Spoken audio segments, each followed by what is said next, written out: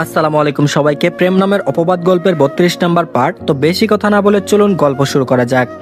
ঢাকা থেকে কক্সবাজার কি কম পথ? তার উপর জ্যাম তো আছেই। বিরক্ত হয়ে জেরিন উল্টে বসে আছে। উজ্জ্বল সে তো তখন থেকে একা বকবক করছে। ড্রাইভার কাকা হাসলো, ছেলেটা বউ পাগল, তবে ভালো মনের মানতে হয়।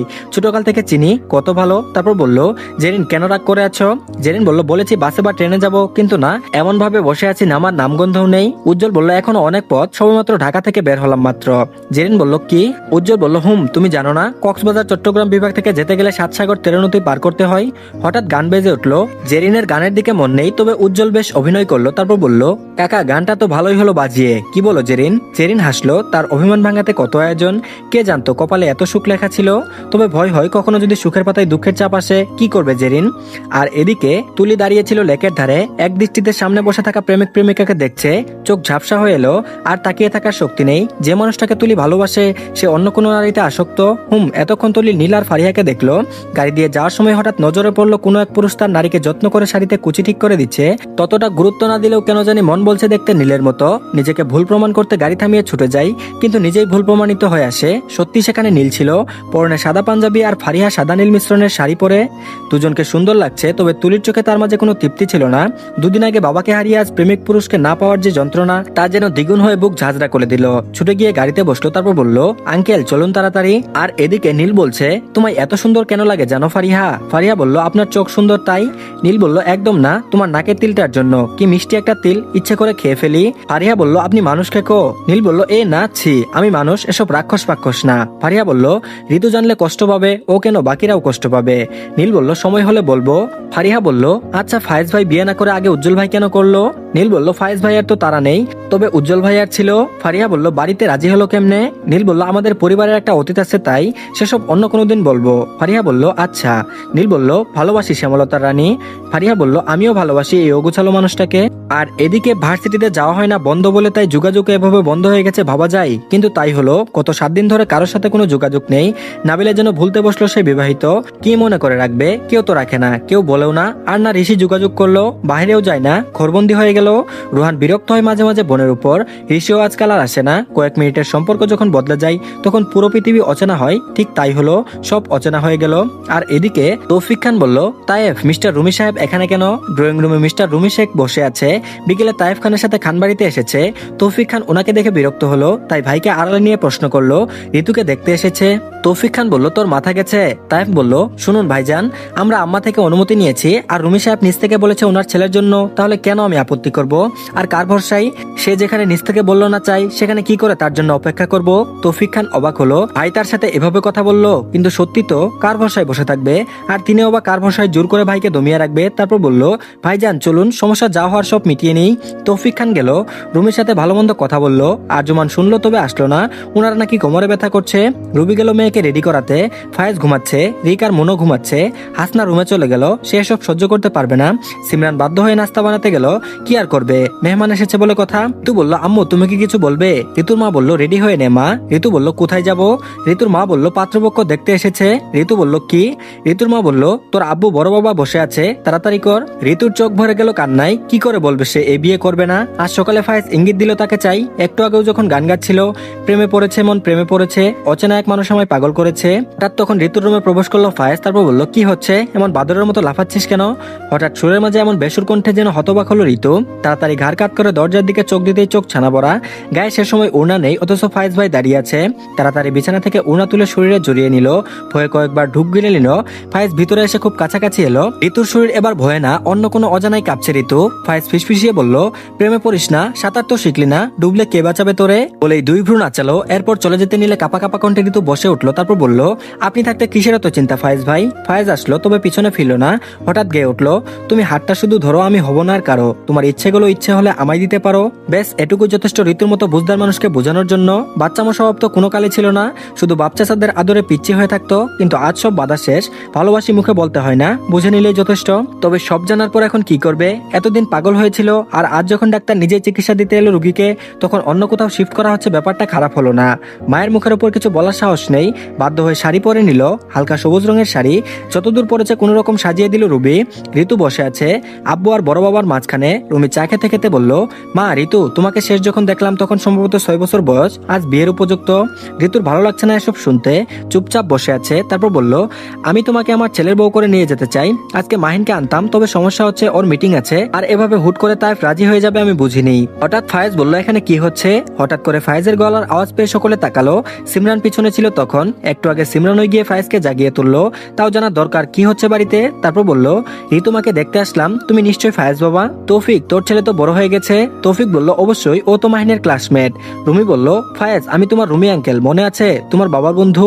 ফায়েজ বলল, জি আঙ্কেল, আসসালামু আলাইকুম, ভালো আছেন? বলতে বলতে বসলো সোফায়। তারপর বলল, ওয়ালাইকুম আসসালাম, আলহামদুলিল্লাহ ভালো আছি।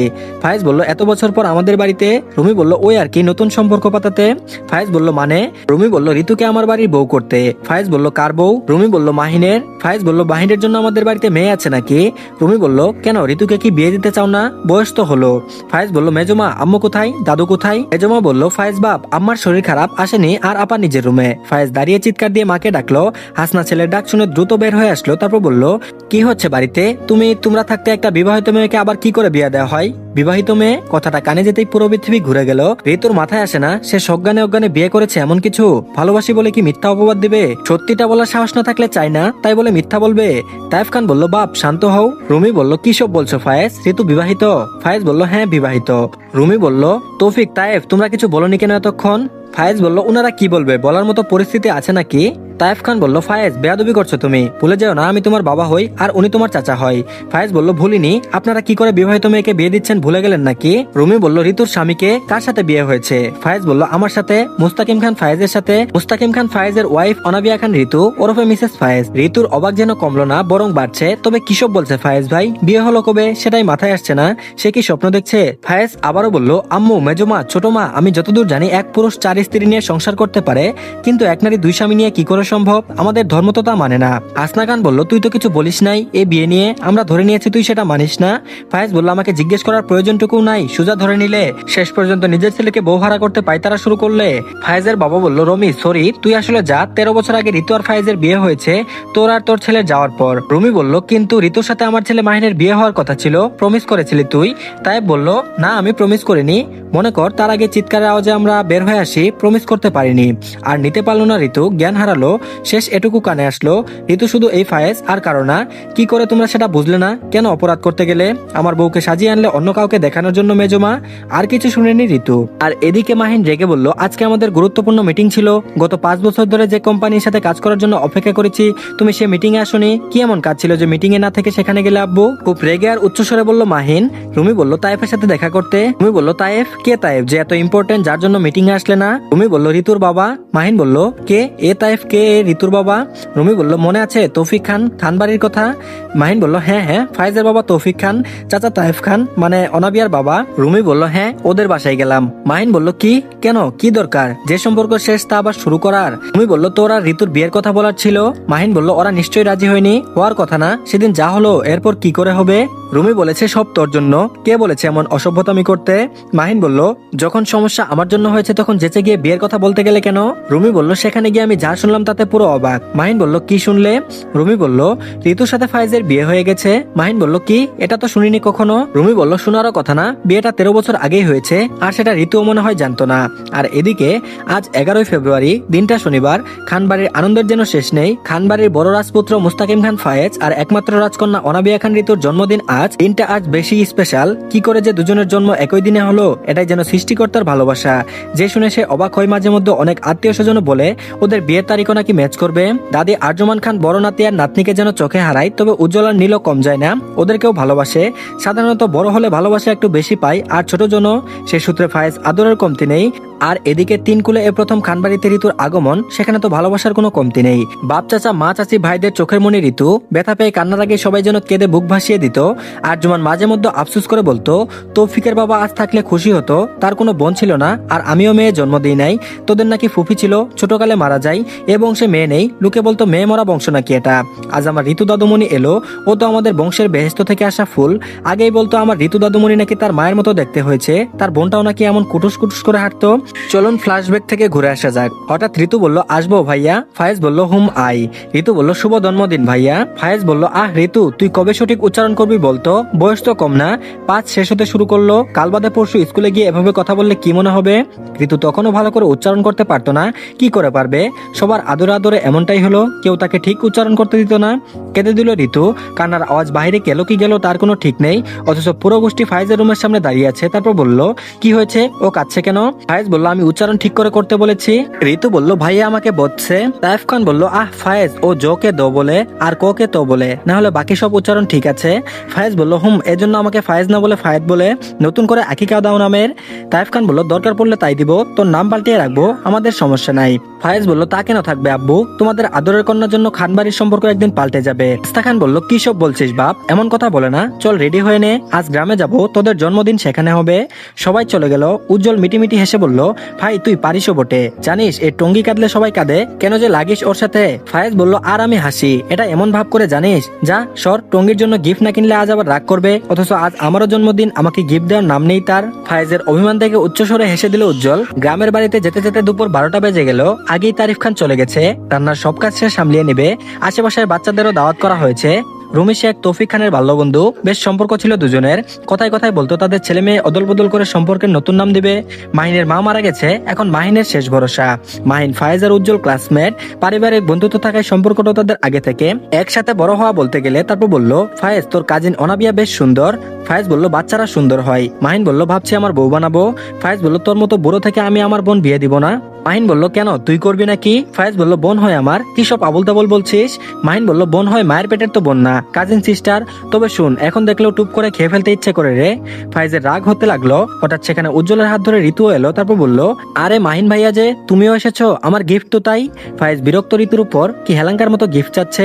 মাহিন ফায়েজের দিকে তাকিয়ে চোখ টিপ মেরে বলল গিফট তো আনি নাই, তবে তুমি চাইলে একটা গিফট বানিয়ে দিতে পারি। ঋতু বলল তেমন গিফট? এ বলে মাহিন ঋতুর দিকে এগিয়ে যায়, গালে চুমু দেয়। ফায়েজ বিষয়টা স্বাভাবিকভাবে নিলেও আর তা স্বাভাবিক থাকে না যখন ঋতু চিৎকার দিয়ে কান্না করে দেয়। ফায়েজ জোর করে মাহিনকে ছাড়িয়ে নেয়। উজ্জ্বল বোনকে আগলে ধরে। ঋতুর দিকে তাকিয়ে দেখে কামড়ের দাগ, এতক্ষণের চাপা রাগ থরথর করে বেড়ে গেল।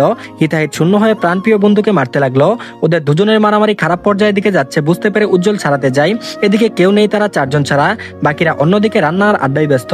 হঠাৎ মাহিনের সাথে ধাক্কা লেগে ঋতু পানিতে পড়ে যায়। বিপদ যেন আজ পিছু ছাড়লো না। উজ্জ্বল চিৎকার দিয়ে বলে উঠলো এ ফায়েজ, ঋতু পানিতে পড়ে গেছে। তাদের মধ্যে কেউ সাঁতার জানে না। এদিকে ছোট মেয়েটি বাঁচার জন্য আপ্রাণ চেষ্টা করে যাচ্ছে, অথচ নিরুপায় হয়ে দাঁড়িয়ে আছে 3 যুবক। ফায়েজ ঝাঁপ দিল পুকুরে। পানি তখন কম নেই, আবারও বেশিও না, কিন্তু সে সাঁতার জানে না। কম বেশি পানিতে নামা এক কথা। উজ্জ্বল চিল্লাই সবাইকে ডাকতে লাগলো, কিন্তু এত আনন্দের মাঝেও কেউ কিছু শুনলো না। পানি কম থাকায় কোন রকম টেনে টুনে নিয়ে আসলে উপরে জ্ঞান হারিয়ে ফেলে ঋতু।